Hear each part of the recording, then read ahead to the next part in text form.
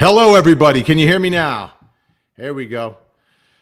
Can you hear me now? Can you hear me now? Oh, you should have heard what I just said. It was crazy what I just said.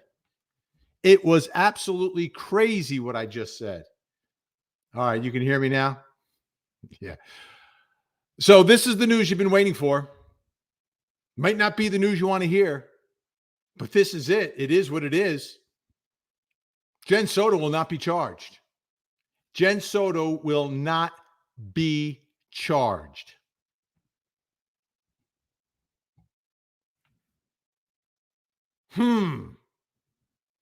What do you think of that? What do you think of that?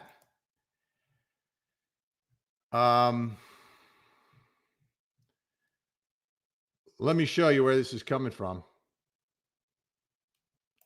I'll show you exactly. Let me find it. 1 second. This is one of those stories where we're learning a lot, but there's still a lot of questions.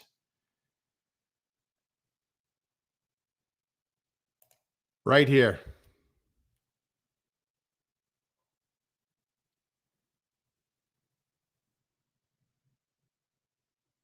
MadelineSoto case. Police have no plans to charge Jennifer Soto. Sources say this is coming from WFTV.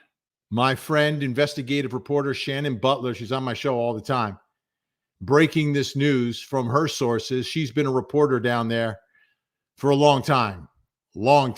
We worked together years ago. And her sources in law enforcement, real sources, saying they have no reason to charge her. She hasn't broken any laws. That's a big headline. That's a huge headline.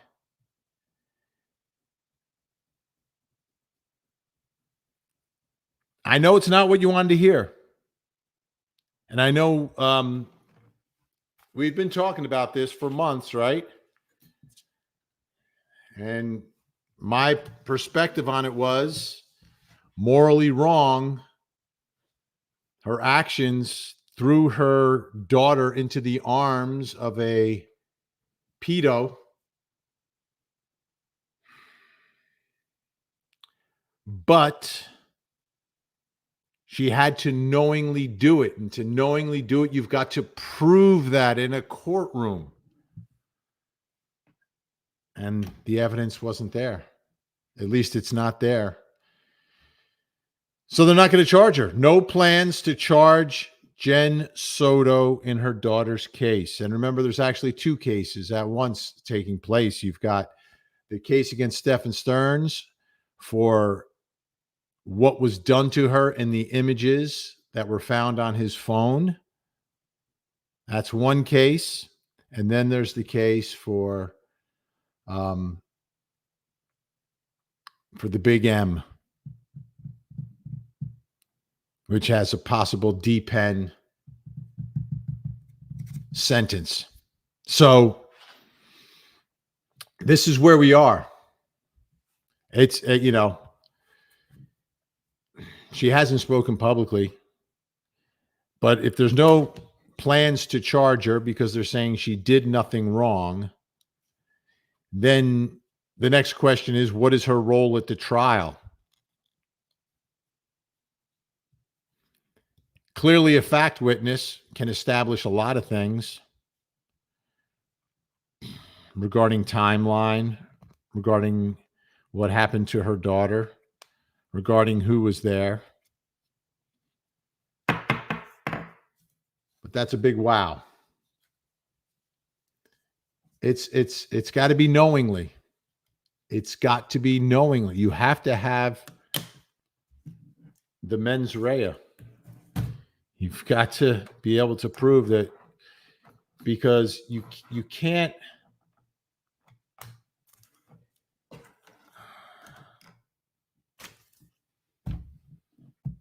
You're not going to be able to prove it without being able to prove that she knew what was happening in that room when she would send her there. Now, you all know that last night, 23:30. All this happened. Grizzly True Crime. First ones to get their hand on the audio. Now others are getting it.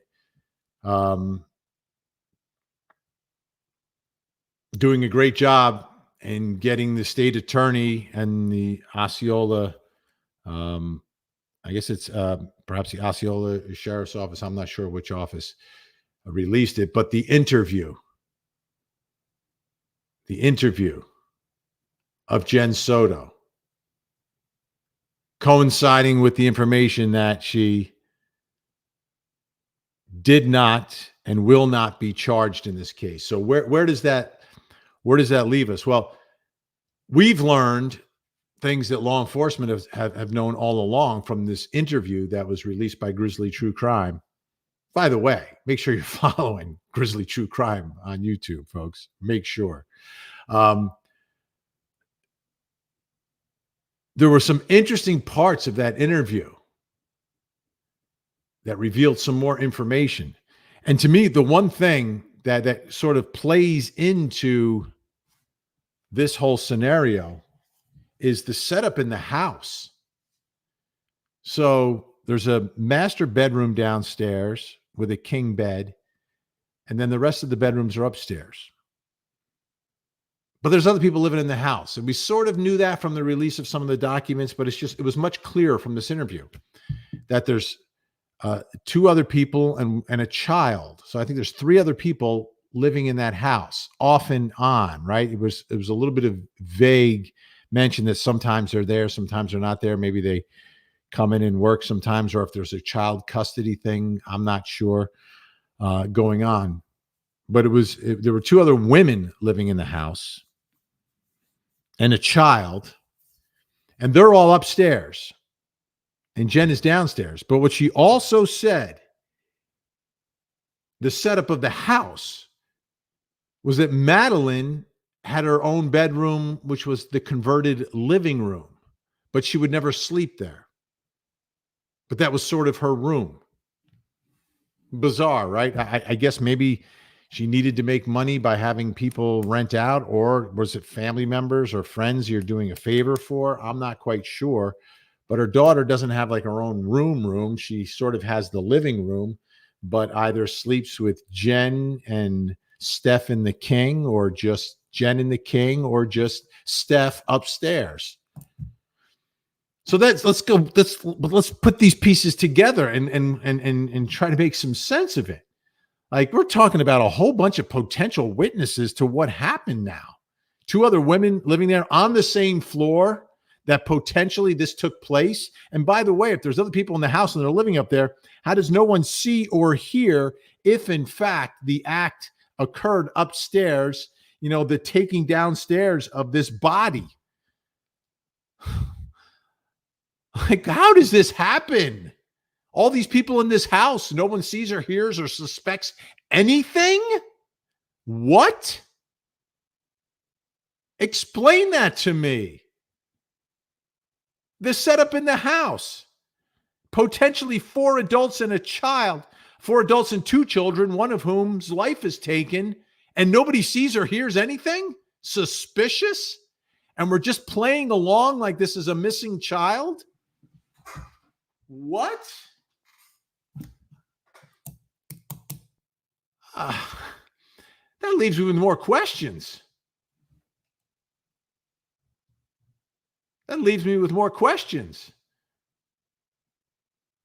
From Jenn's interview. Nobody heard anything? Okay, like, how did this happen? Is it just like a smothering with a pillow or something? Is that what we're talking about? So no one would hear. How about the transport of the body? Down the stairs, out of the house, into the car. Nobody notices. We got some sound sleepers here. Jenn said she heard some voices in the kitchen. And her timeline is all messed up. In that interview, her timeline's not making a ton of sense.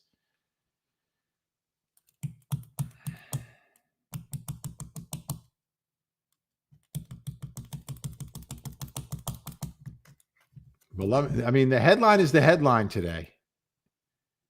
The headline to me,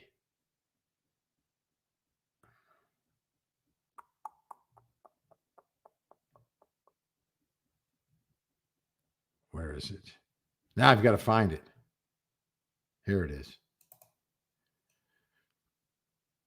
Police have no plans to charge Jennifer Soto.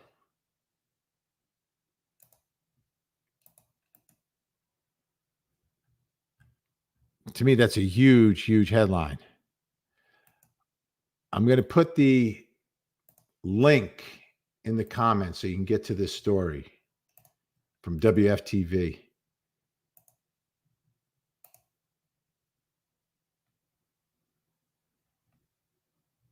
All right. I think that made it in. Is that in?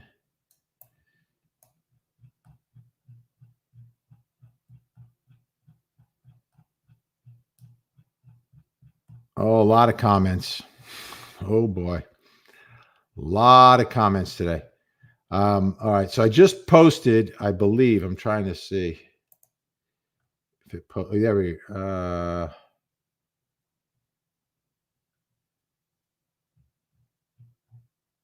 I think I posted it. I can't even tell what's happening here. I'll post it one more time. See.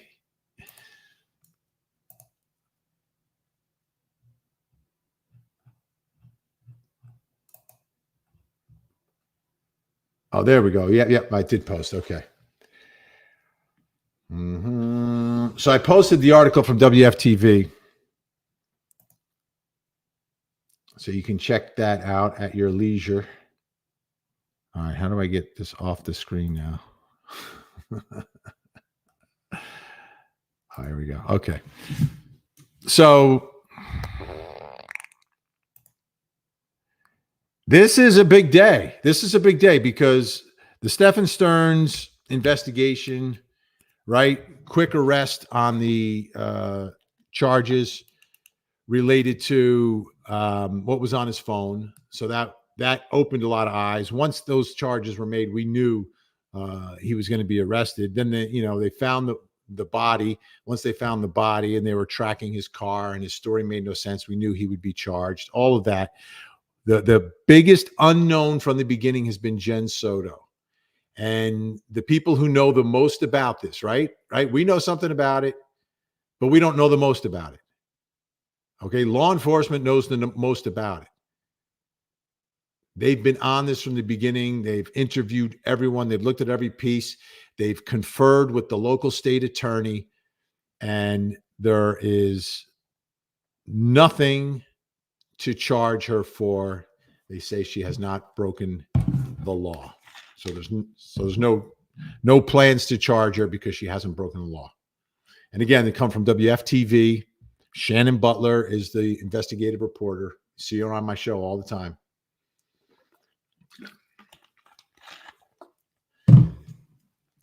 And I've posted that article in the comments so you can find it.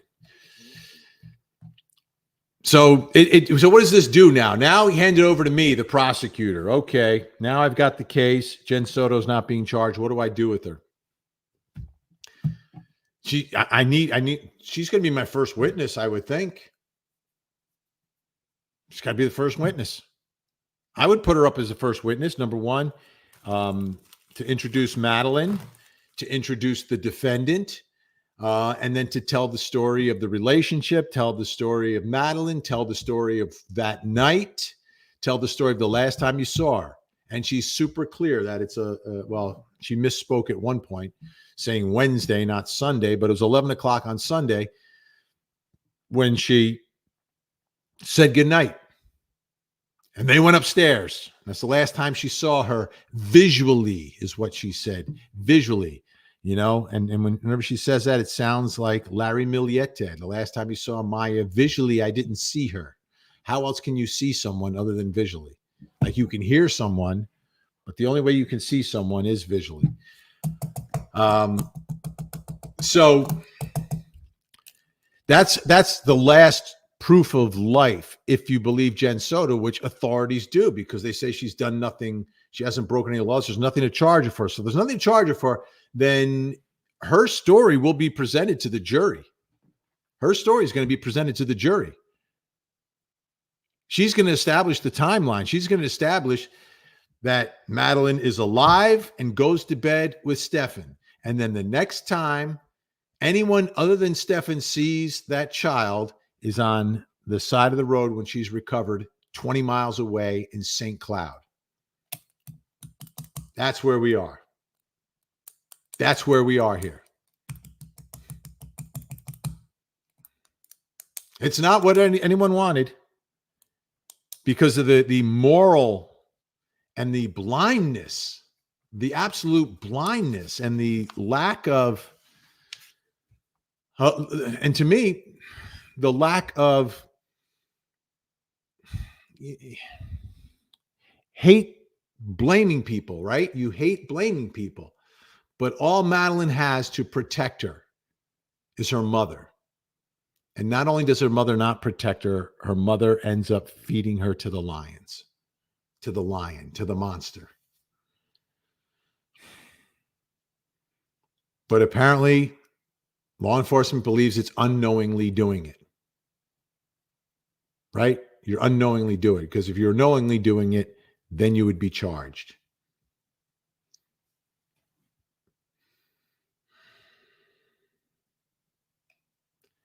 There we go. Nice to see all the Grizzlies showing up. And my understanding is that the audio tracked down by the Grizzly cat. How about that? Anywho, this does it make the case stronger or weaker, right? If you have her. Well, what it does to the dynamic of the case, and we've seemed to have gotten a hint of that already from the emails, the jailhouse emails that I believe Stefan and his mother knew would become public, where Stefan's mother is pointing the finger at Jennifer and implying that Stefan is covering up and protecting her. So we know the way this trial's going. We know the way it's going to go. Jenn Soto is going to be on trial. Not as a criminal defendant, but as the one really responsible from the side of the room representing Stefan Stearns. That's where this is now going to end up. If she was charged with something, it changes the dynamic. Yeah, she could still be blamed, but they're kind of then in it together. But that's not the case. That won't be the case. That isn't the case. I don't know what new information they can uncover at this point. It's been a long time. There's a lot of discovery. There's a lot of documents. People have been interviewed. Electronic devices have been analyzed. Stories have been checked out. And, maybe Jenn Soto is naive. Maybe she doesn't see what she doesn't want to see. Or maybe Stefan Stearns is a really good con artist. I'm not sure. I'm not sure. Hey, the Grizzly Cat. Good to see you. Thanks for stopping in. So this, I think it makes the case stronger. I really do. Because there'll be no shared potential blame at trial. Jenn Soto will be presented as also some sort of a victim here.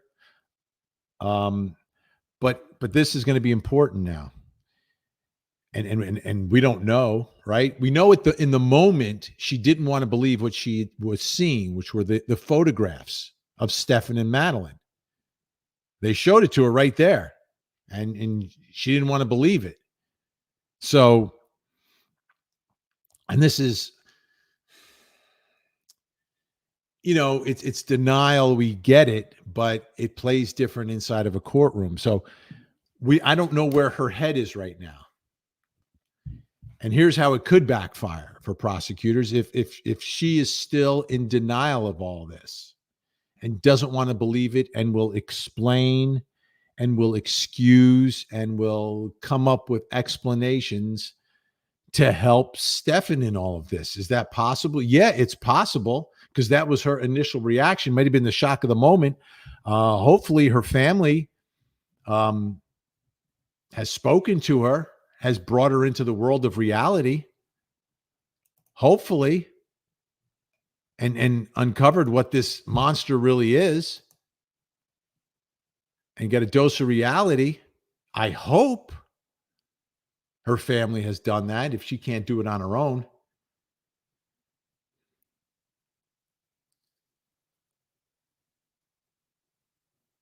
Because that's the only thing that could backfire at this moment.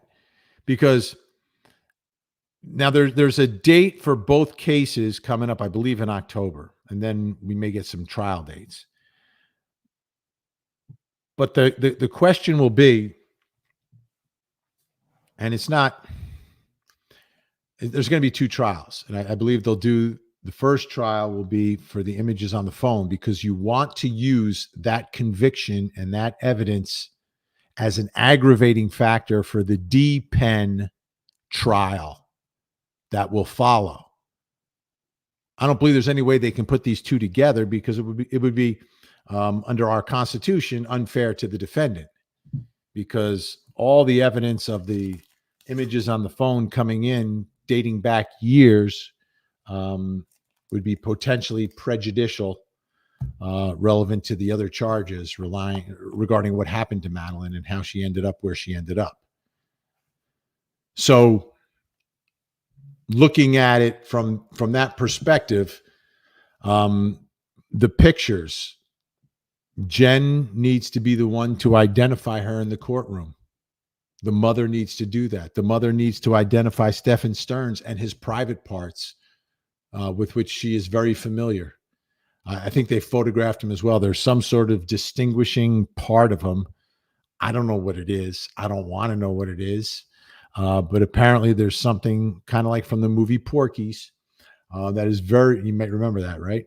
That is very unique about the private parts of Stefan Stearns. So they could prove that photographically with a police witness, but would be more powerful coming from Jenn Soto. So then you prove the first case, you get your life sentence. Because I don't know what the defense is to that. I don't think there is one, personally. You get the life sentence, and then you're playing with house money. Now you prove your second case, and then you go for the punishment that you believe is appropriate for a monster like this. And I think there's a good chance you can get it. I think there's a real good chance you can get it, even though it's getting more and more difficult in Florida, believe it or not, more and more difficult in Florida to get that sentence. I think you'll have a good chance in this one. I really do. Because we know Madeline had some issues as well. So you're taking advantage of someone. So big night last night, Grizzly True Crime, busting things out with that audio. And now today, the big news from WFTV and Shannon Butler, law enforcement saying they have no plans to charge Jenn Soto. Something that no one wanted to hear, but everyone is hearing. All right, Moon laughs. What do you mean? Why not? They're saying there's no evidence. There's no evidence she did anything wrong. She didn't break. No evidence that she broke any crime, committed any crimes, broke any laws. I mean, it's bad parenting. It's these blinders that she was wearing are inexplicable. But in a courtroom, when the prosecutor, like me, takes over, you need to prove that state of mind. You need to prove the knowledge that she knew she was feeding her daughter to a monster. They don't have the evidence. All right. Sugar baby. Sugar booger. I'm sorry. Sugar booger. Great photo, by the way. Sugar booger. Like, did you hire a photographer for that? Like, Who was in the room with you at the time when you took that photo? Anyway, turned on the boyfriend. Yeah. Well, all right. And this is a great comment. Just 3 words, turned on boyfriend. Very possible. Very possible. So, okay, let me put on my prosecutor's hat. Dun, dun, dun, dun, dun. That's why I keep it back here. Okay. So I've got her to provide all the incriminating evidence I need. What am I going to say publicly? What are my people going to say? She didn't get a deal. She didn't get a deal. She didn't do anything wrong. She didn't commit any crime. So there's no plea deal here, ladies and gentlemen. There is just lack of criminal conduct. So there's no reason to charge her. She committed no crimes, no reason to charge her for anything. So there's no deal. That's the way you handle it as a prosecutor. And Sugar Booger, maybe right on here. Right on. Wanda with an OMG. Yeah. Yeah. Are you sure, says Judy DeGuire? Well, okay. It's an unnamed source, but it's a source being used by an investigative journalist who's been working in Orlando, I believe, and she's not that old. She started very young, longer than the rest of the reporters in town. I mean, she's been there a long, long time. I worked with her. She's younger than I am.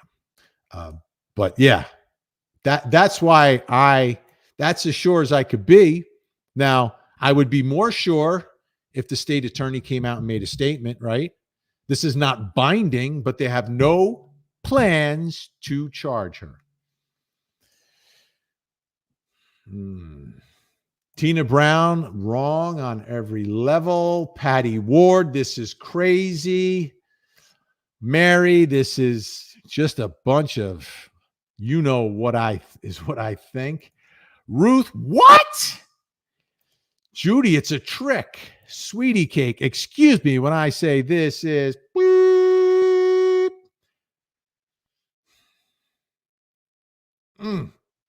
Judy D, this is sick. Shannon Gans, bogus. JoJo, cut a deal. Well, is it an official deal? Here's why I think there might not be a deal. Because if there's a deal, that can be used against you in a court of law to undermine your credibility. Where you say, we could charge you with this. We're not going to charge you. You agree to testify. Then when she's asked the question, she has to say, yeah, I have a deal not to be charged. Then the defense says, aha, right? Now, the reason you do a deal and you do it ahead of time is you want to lock the person into a statement. So you get the statement, you get the deal. The deal's based upon testifying truthfully, as you have previously given a statement truthfully about what happened, and then you testify. Those are for people you're not as sure about. My guess is if there's been some talk about her testifying, they are confident with the way she sees everything and have no reason to have to lock her into a deal. But if she entered a deal, that would be public. That would end up being public at some point. All right. And Berlinda Mustafa, I seen it on Channel 9 News. That's WFTV. Exactly. Alish Diavolon, I know she admits to letting him sleep with her daughter. Sleep. But everything else, does she have knowledge of the other things?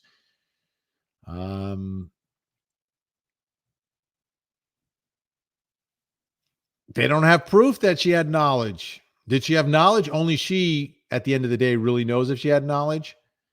The real question for prosecutors and police and investigators is, do you have evidence that she had knowledge? And they don't. Heidi says it's ridiculous. Carrie is in shock. Blue Plum, this is outrageous. I can't disagree with anyone. But all I can tell you is that burden that you carry inside of a courtroom and how it works. Like, you watch the trials, you know how it works, but the trials you're watching are cases where prosecutors have the evidence. You're not watching trials where prosecutors don't have the evidence. Those cases don't make it to trial. They either get a real sweet plea deal and they go away, or the charges are never brought. You see, the cases you watch on court TV, even the ones where the jury doesn't believe all the evidence and doesn't believe it's beyond a reasonable doubt, in all those cases, prosecutors arguably have the evidence to fulfill the elements of the crime.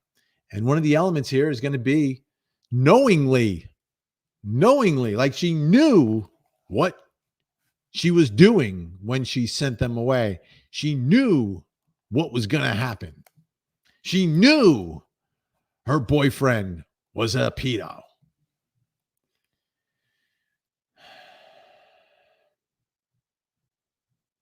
Yeah, there's a lot of anger. I'm seeing a lot of anger. I'm about a half hour behind in the comments, by the way, just so you know, half hour behind. So I'm going to try to catch up. I got to skim through a few. Crime Pod reminding us that she lied about seeing her at 8 a.m. However, when you listen to the police interview that our friend at Grizzly True Crime was playing for us last night, I had to watch on the replay. I was doing my show. She does not say that she saw her daughter in the morning. So I don't know where that statement came from. That could have been like a game of, because it came from a police report. It could have been, what do they call that? A game of telephone. Like, one investigator writes down something and another investigator writes down what they thought the other investigator wrote down, and it becomes a game of telephone. So in that statement, it's super clear. She says, I did not visually see her in the morning. She is clear that the last time she sees her is the night before. So Crime Pod, while I agree that was the early information that came out via police report, it may have been misreported in the police report. And that's one of the reasons you don't allow hearsay in trials, right? You want to get it straight from the source. So that's why you want to hear directly from Jen. And in the interview, it's super clear. It is super duper clear that the last time she sees is the night before. So, yeah. Catherine, she should have been charged. Melly, please make sure you hit the like button and make sure you're subscribed. If you're watching on YouTube, we're also streaming on Facebook, Twitch, and on X right now. Please, ladies and gentlemen, you hit that like button. Big thank you to Melly, Frankie Figs, Gen X, and Jennifer Sube, our mod squad, keeping law and order in the comments section. A lot of folks joining us today with this big news. And there's a lot of big news on a lot of fronts because a lot more information is coming out. But to me, the biggest news is there are no plans to charge. No plans to charge Jenn Soto. She didn't commit any crimes, or there's no evidence of her committing any crimes, according to law enforcement. So that's where we stand today. And it is, what would I say? It is, I'm not going to say it surprising because I hadn't seen any evidence yet of her knowledge, but I thought there would be evidence. I did think there would be evidence. I would think there would be evidence of something, right? By the way, folks, we're being invaded by the Grizzlies. Chels Bells is here. Loving it. All right. Hmm.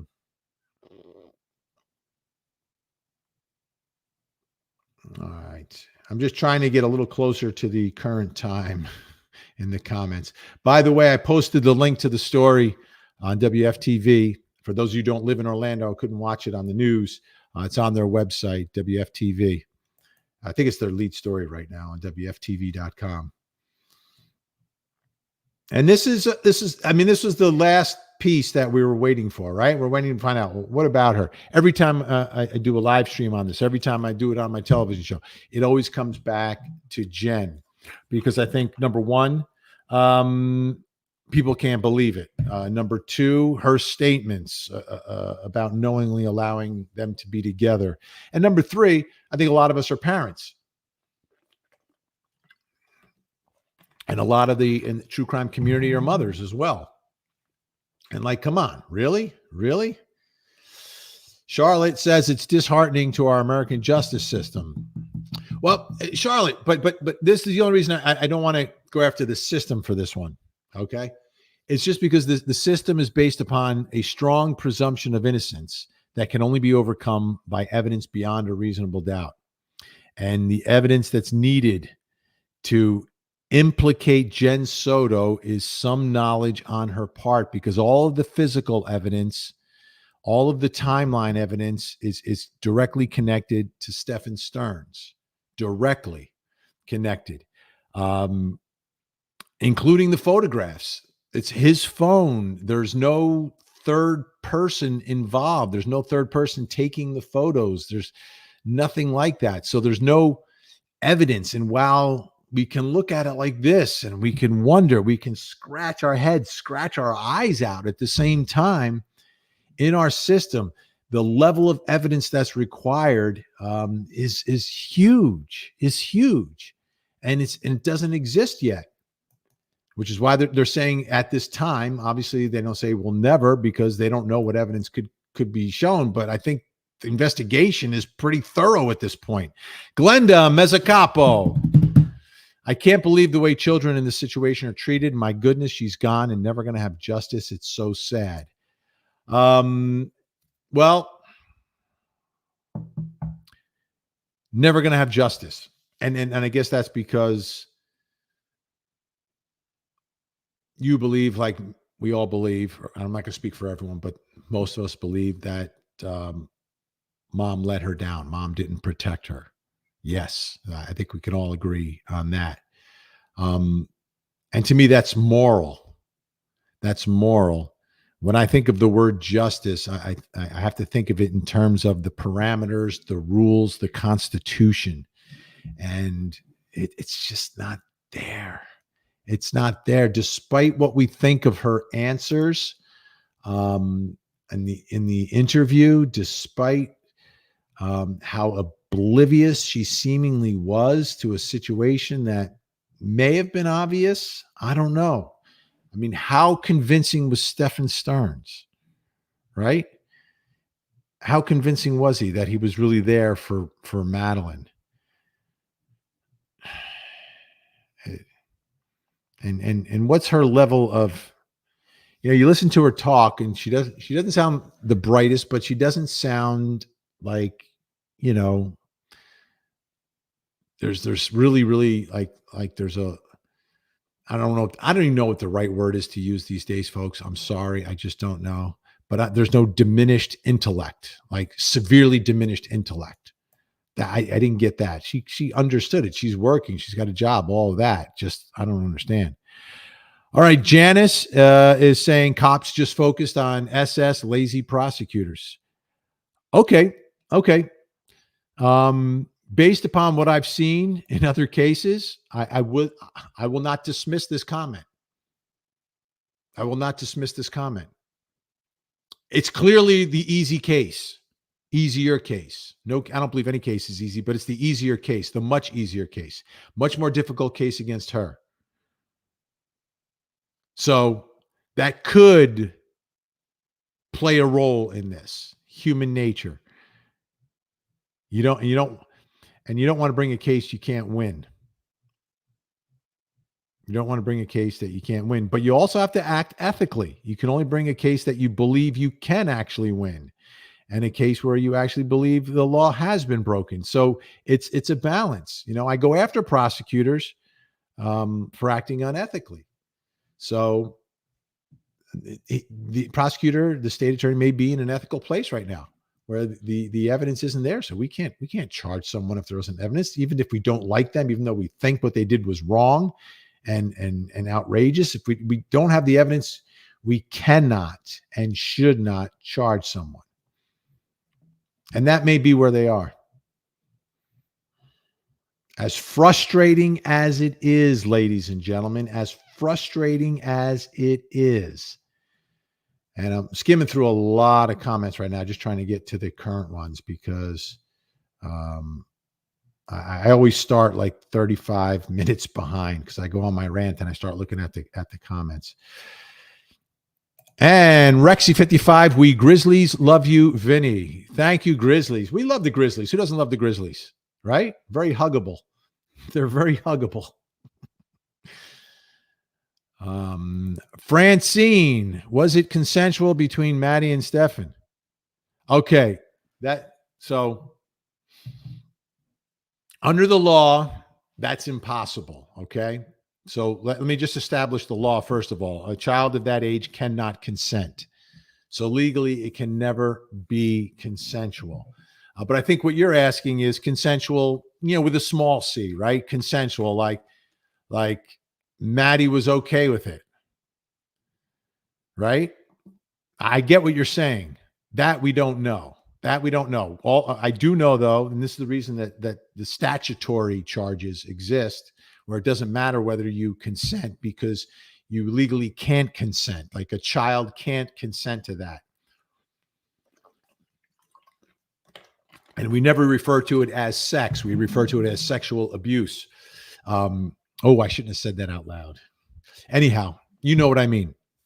But was it? We don't know the answer to that. And I think the only ones who would know something like that would be perhaps a friend of Maddie's, because her mother didn't seem to indicate any of that unless but if she knew about it, hey, Mom, I'm okay with it. It's not okay. And then Mom would be on the hook if they could prove that she knew.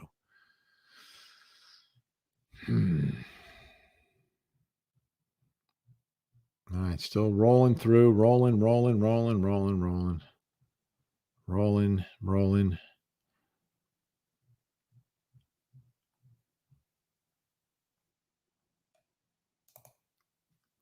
Cakes, boo. What? I just woke up in OZ. Tripod in the room, failure to disclose essay of a minor. They musty keep looking. Looking, yeah. I'm sure that they've been looking. The question is, can they prove it? Can they prove it? And they prove this, like innuendo doesn't get you beyond a reasonable doubt. It just doesn't. You talk about making a reasonable inference. There's got to be more. I really believe you would need perhaps an electronic communication from someone to someone indicating knowledge. I think that's the way you could prove this. Francine, Mom knew about M, not about SA. My opinion, charged them separately. Now, they're charged separately. They need to be separate cases. I couldn't imagine any judge allowing them to be done together. Couldn't imagine that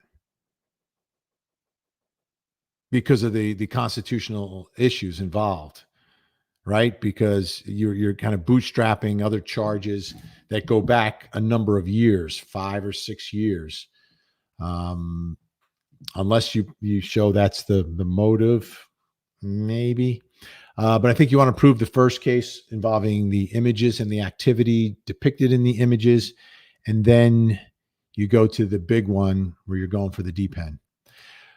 Forrest Nelson, Grizzlies support Vinny Politan. Yeah, this is Grizzly Nation is here today. Well, it was a big night for Grizzly Nation. And my understanding part 2 is coming up. So I don't know when that's going, probably tonight. You guys would know better than me, but there's a lot more information that is there. All right. All right.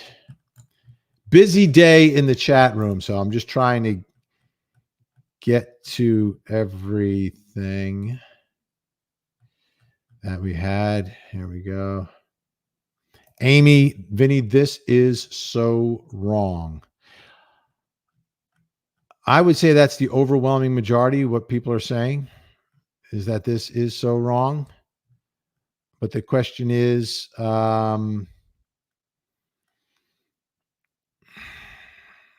will it help? Will it help? Will her victim impact statement help? Or will she be sympathetic to her child's alleged victimizer? Right? That's the piece that we still don't know because she hasn't spoken publicly. And she doesn't have to speak publicly. I understand that. And I understand this has got to be the most difficult part of your life. You've lost your child, everything else. All right, Christine Taylor. But Vinny, Jen acts and talks like a complete idiot during her police interviews. She said something wrong and said, "I'm kidding. I'm just kidding." She was lying. I'm truly sick to hear this. Okay. So if you lie on a material fact in an interview, right? If you lie on a material fact, you can be charged. That's what Casey Anthony ended up getting convicted of that at one point. That part, I don't know if that was overturned or not. There were a couple of charges that were overturned. That was one of the things she was charged with and convicted of. So the question is, are the provable lies? And is she intentionally lying? She intentionally misleading them? Now, if you do charge with something like that, then you either lose a witness or you have to cut a deal, and you have now a witness who has cut a deal, as opposed to a witness now who can just tell you a story, cry, make Maddie come to life for the jury. All the things that you generally in a case like this, right, where a third party takes the life of a child, the parents come in and they are the most powerful witnesses. Even if they don't have any facts to prove the case, they get them on there because it brings the jury to a place where the jury needs to be. You know, this is not theoretical. This is not a photo of an actor or something. No, this really happened. And here's the mother who lost her child, and she's going to tell you about her daughter. And when that moment happens in a courtroom, it becomes extremely real for the 12 people in the box. And all of a sudden, they don't get this view, they get this view. This view is dangerous. This is the view that, oh, we're just trying to figure out some sort of a legal issue here, and it's almost like a law school question. Whereas this view is, you know, the most horrific crime happened here. And it really happened. And it happened to a wonderful young girl. And Jenn Soto should be able to get you there as a witness. But I get it. Now, when you say she's lying, she said something wrong and said, "I'm kidding. I'm just kidding." Is she nervous? Is she an idiot? Right? For lack of a better word, like I don't know her baseline. I don't know her baseline. I know she was working and had a job, but she's also got all these people living in her house. To me, that's the other part of this.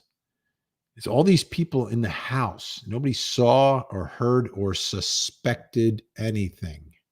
No one came out right away and said, "Hey, look at this guy. Look at this guy over here. He's the one sleeping with this girl every night." Nobody knows. How'd the body get out of the house if there's 3 other adults in there? Does not make a ton of sense.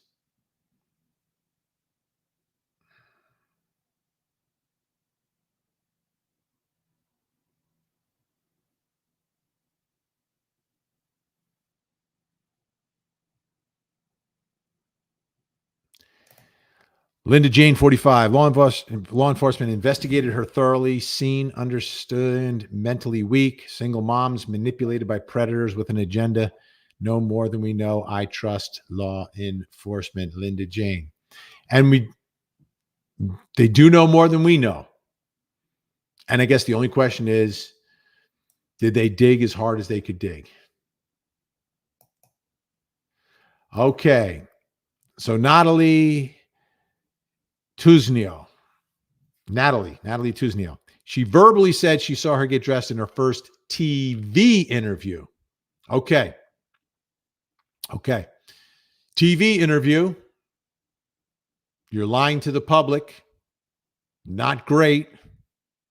Not a crime. Not a crime. You sit down with law enforcement, you give a statement on a material fact, and you lie. That's a crime. So lying to a material fact in a TV interview, morally reprehensible in the disappearance of your child. May be insightful into what you know,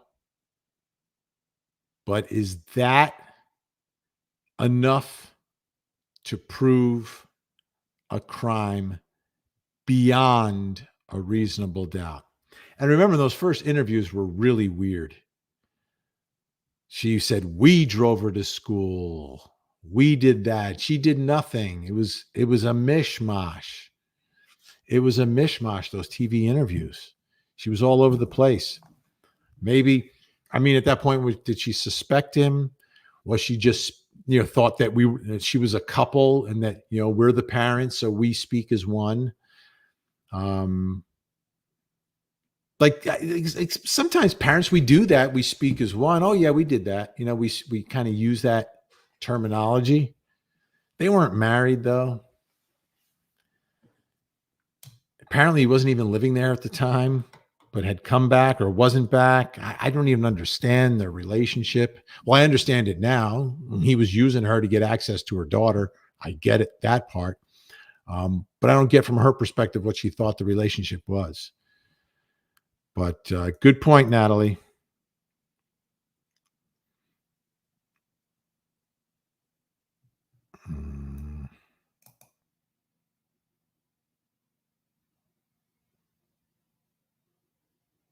When Jenn originally reported her missing, she did say she seen her and described what Madeline was wearing and corrected Stefan when he said pants. Yes.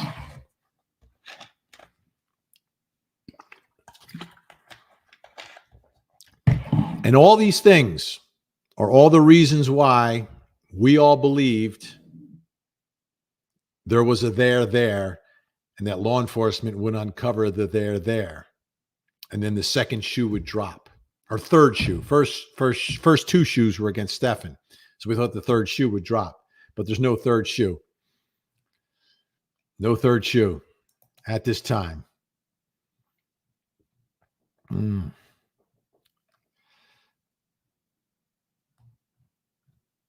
right. Still almost caught up here. Almost caught up. So I don't want to fall too far behind because I'm going to have to go in a little while. Let me check this 1 second.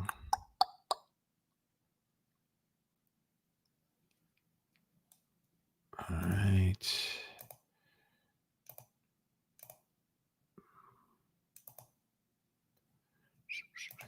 All right.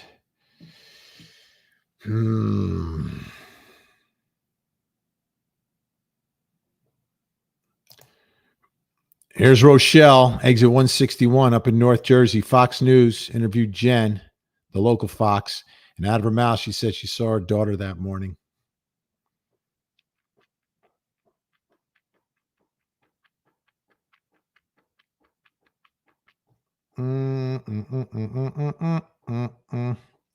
Problematic, not illegal. You're allowed to lie to us in the news. You're allowed to lie to us. Sometimes people do.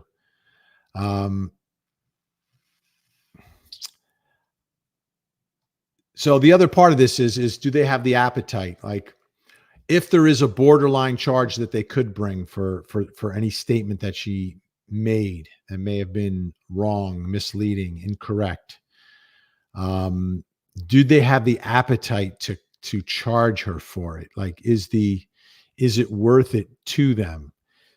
Do they feel they need her for the trial? And I'm telling you right now, as a prosecutor, I'd rather have her as a witness than as a cooperating witness. And to me, there's a big difference. Once someone is cloaked as a cooperating witness, all of a sudden the framework for reasonable doubt is being built, and I'm building it for you because I'm giving someone who you were going to point the finger at a deal. Okay? Rather than making them make the case, I'm making the case for them, saying, yeah, this person did something, so I had to give him a deal. But I, as a prosecutor, I know this person is not right. So maybe they don't have the appetite to go after her for something that they might be able to get her on. And that may be because they already know that she's cooperating. That there's no deal in place because there's never any charges, but there's just an open dialogue going on, either directly with her or through a lawyer that she may have hired. I don't know. Captain Jenks, who always has something good to say. I just don't buy Jenn's babe in the woods routine, in my opinion. Captain Jenks, I think you're the captain of the ship that is totally full of people who don't believe this stuff, right? So I look at it this way as a let me put on my prosecutor hat one more time for you. Twice. All right. So I got my prosecutor hat on now. And the public is hearing this woman's story and they're not buying it. They believe she's involved. The court of public opinion is like a test run of a jury. So I would look at it this way as a prosecutor, that, you know what, that beyond a reasonable doubt burden maybe a little bit lower, because there's so much skepticism already against Jenn Soto in the public eye that I think I could prove it in a courtroom. That's the other way to approach it, but it's not being approached that way. And I'll tell you what, in high profile cases like this, I think prosecutors should take advantage of the public discourse in social media to find out, what's resonating, what you can prove, what you can't provide. Defense attorneys do it already.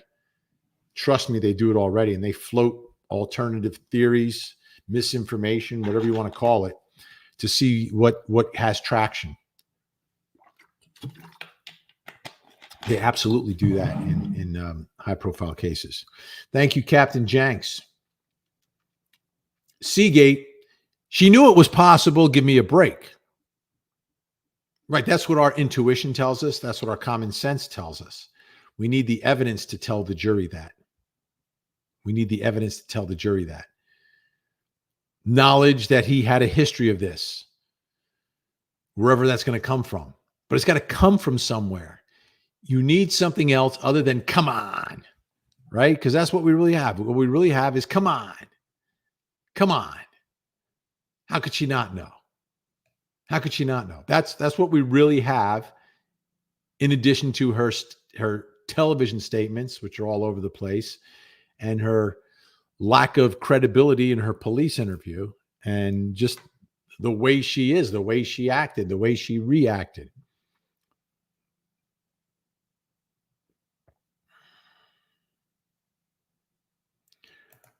Her wings, Patty Lynn, morally and from a parenting standpoint, she's guilty. My opinion only. Amy K, yes.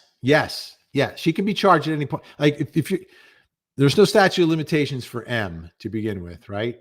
Okay, so we got that. For the images on the phone, I don't know what the exact statute of limitations is, but we haven't nearly run the statute of limitations yet. So there's plenty of time here to bring charges.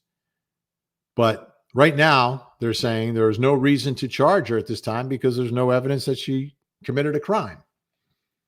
Boom.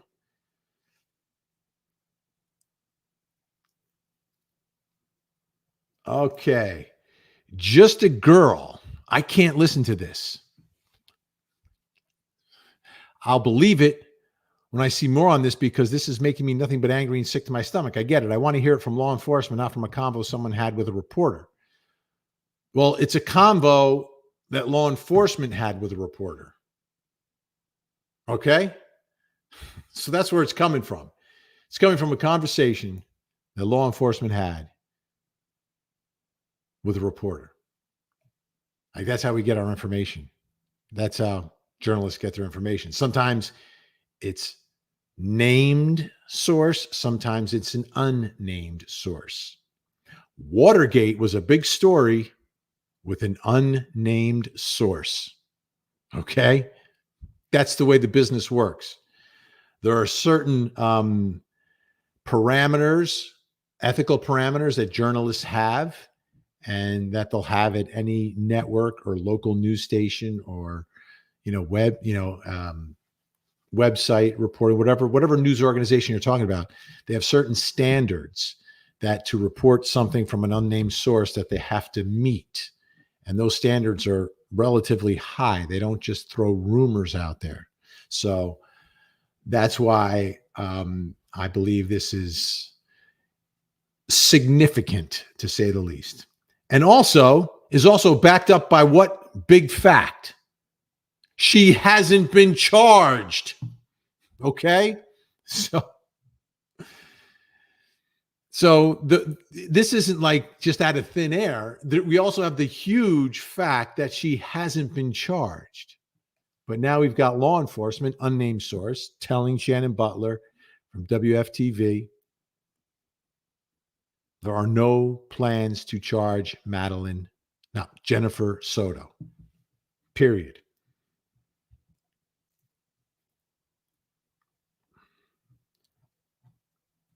Mm-hmm. So I hope that makes it clear. Just trying to clarify everything here. Helen the Scottish Llama. Could SS have had coercive control over JS? Probably.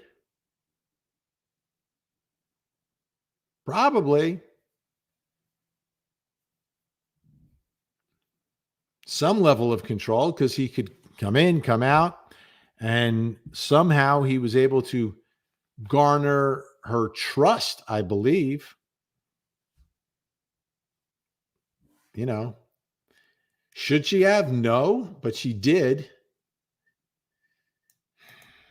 DM, for the many comments, if Madeline was pregnant, Stearns would have been charged with 2 counts of first-degree M. Yes. Yes, indeed.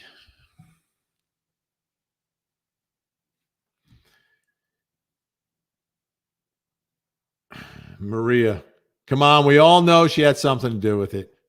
We all know.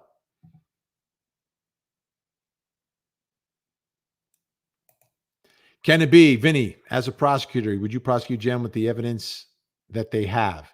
The evidence that's been made public? No, I wouldn't. I would call her as my first witness in the case.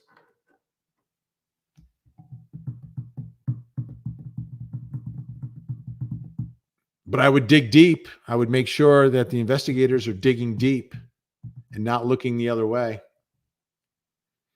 By the way, Gen X, keeping law and order. Thank you, Helen the Scottish Llama.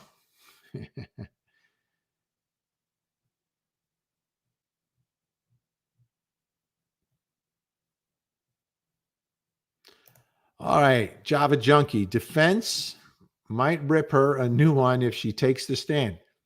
Oh, no, they're going to point the finger at her. Of course they are. But I'm trying to understand how they distinguish the two. So are they going to say that Jen did it in a Jealous rage? Can't do that because that would sort of implicate him.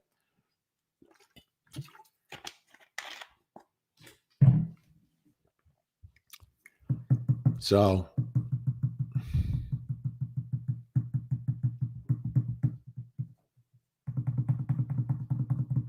no, yeah, the defense is going to go after her.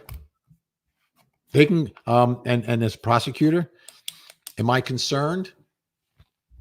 Not if I'm convinced she had nothing to do with it. If I'm convinced she had nothing to do with it, go ahead. Go after the victim's mother. Go ahead. See how much the jury likes you after you attack the victim's mother, who I believe will be an absolute mess on the witness stand. Which as a prosecutor, I want the jury to see. I want them to understand that this really happened. And for me, the best way is if the mothers understand. Unless, I mean, I need something else. I absolutely need something else to charge.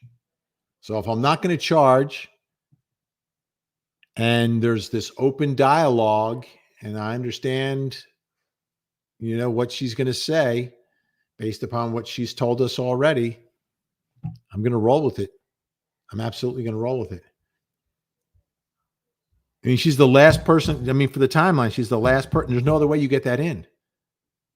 How else are you going to get Stephen Stearns and her alone in that bedroom without Jenn Soto testifying? How are you going to do it? How are you going to do it? You can get him in the car the next morning, but you know what law enforcement is going to say? And the defense is going to agree? She's gone already. So that's a different crime. Disposing of or abuse of. But that doesn't get you the big M. The big M, you got to put the two of them together. Jen's the only one who can. Who else? Unless the other roommates can. How else you getting them together? With a timeline, with proof of life, with proof that it wasn't someone at the party, with proof that it wasn't the sister who brought her home, the aunt who brought her home.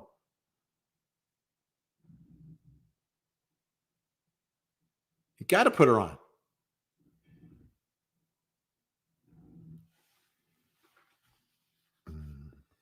All right, Shirley, I'll answer. Why is she not being charged with child endangerment, child abuse? Needs to be knowingly. Mens rea. State of mind.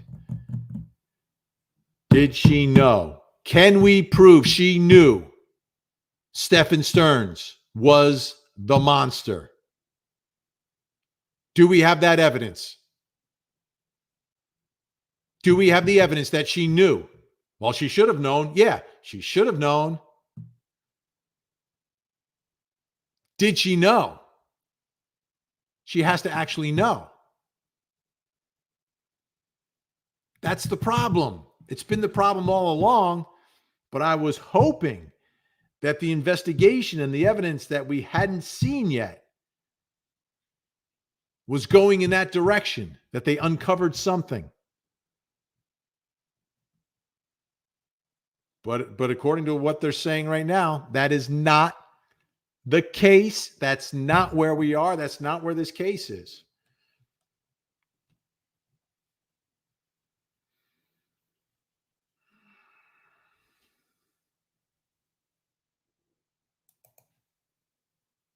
Roxanne, Jenn Soto is not a grieving mother. She didn't even like Maddie. And I know there's some evidence relative to that or potential evidence relative to that from, I think it was a friend of Maddie's. So another little girl, Maddie was telling her things. Trust me, things can be really bad between a 13-year-old and her mom. Things can get ugly, very ugly inside that house. A teenager's a teenager. She also had some special needs as well that needed to be taken care of.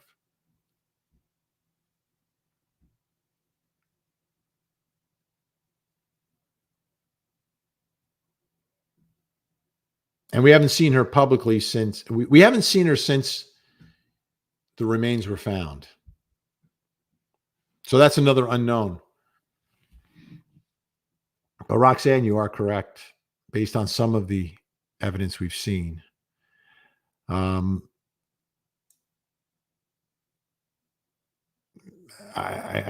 don't have 1,000% clear picture of the mother-daughter dynamic. I mean, we all know we don't like what we saw on the body cam and all. That was kind of weird.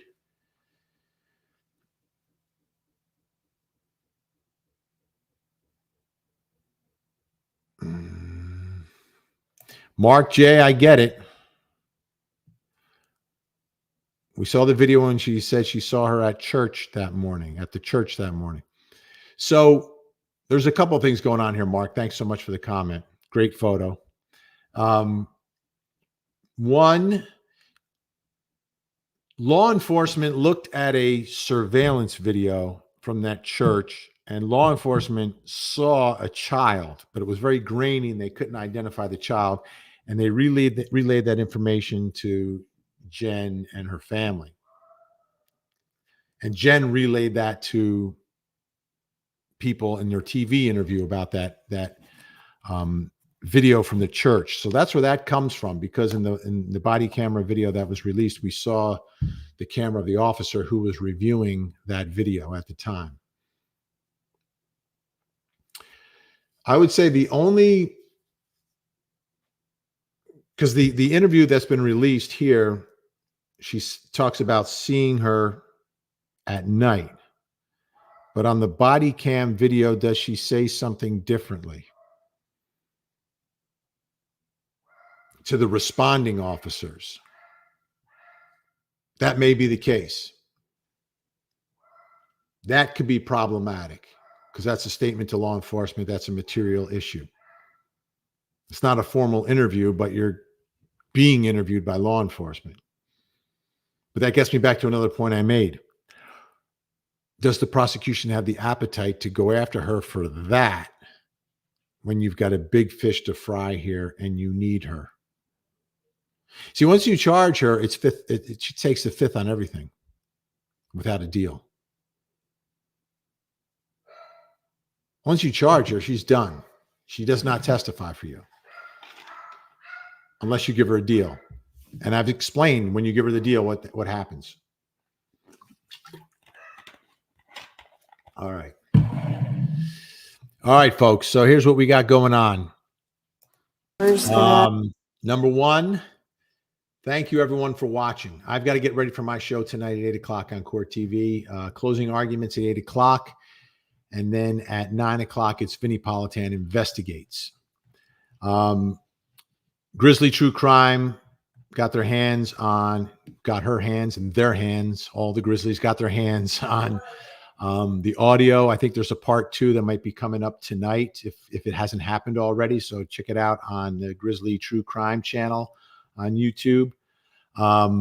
There's a lot more information as well. Obviously, we at Court TV also getting our hands on this stuff at some point. So we'll be doing a lot more of this in the days ahead. But I wanted to make sure to give you the big headline that I saw today coming from my friend, Shannon Butler, down in Orlando, investigative reporter for decades. She's been doing it for quite some time. She doesn't look old, but she's been doing it for quite some time. And the headline, once again, is that law enforcement has told her there are no plans to charge Jenn Soto. There's no evidence that she committed a crime. So to me, that's the huge headline, along with what's happening over at Grizzly True Crime today in the Soto case. So thank you, everyone, for watching today. Great to have you aboard. Thank you for the support. Thank you to Gen X, Frankie Figs, Melly, and Jennifer Sube in our chat room today, keeping law and order. As we leave you, what I'll do is, as I say goodbye, and we put up a picture of Madeline Soto, if you have a few words that you just want to say, I'll pop them all up. I'll go. I'm current right now, so I'll pop up all the comments for the next minute or so, so everyone can give their 2 cents and tell us how you think and what you're thinking about tonight. So, thanks so much, folks, for watching. Make sure you hit the like button. Make sure you subscribe. You follow on Facebook. You share on Facebook. You retweet on X, or you re-X on X, and you Twitch all night long. All right. I'm Vinny Politan. See you 8 o'clock on Court TV. Have a great night. And as always, please do not forget to hug the